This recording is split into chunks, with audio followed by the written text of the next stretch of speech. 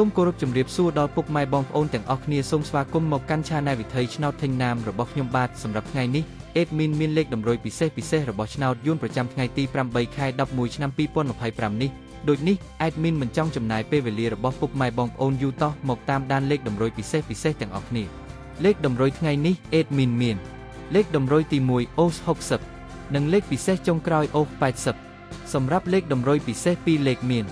លេខ65លេខ12និងលេខចុងក្រោយ87សម្រាប់លេខតម្រុយពិសេស3លេខមានលេខ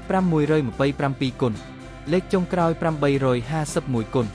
សម្រាប់លេខតម្រុយពិសេសថ្ងៃនេះ Admin សូមជូនពរឲ្យពុកម៉ែបងប្អូនជួបតែសំណាងល្អហេងគ្រប់គ្នាហើយក៏សូមអរគុណដល់ពុកម៉ែបងប្អូនទាំងអស់គ្នាដែលបានចូលរួមទស្សនារាល់វីដេអូរបស់ Admin សូមកុំភ្លេចជួយចុច Subscribe និងដាក់សញ្ញារូបកណ្ដឹងដើម្បីទទួលបានព័ត៌មានផ្សេងនិងលេខតម្រុយថ្មីជាប្រចាំថ្ងៃពីខ្ញុំបាទ Admin វិថីឆ្នោតថេងណាមសូមអរគុណសូមជម្រាបលា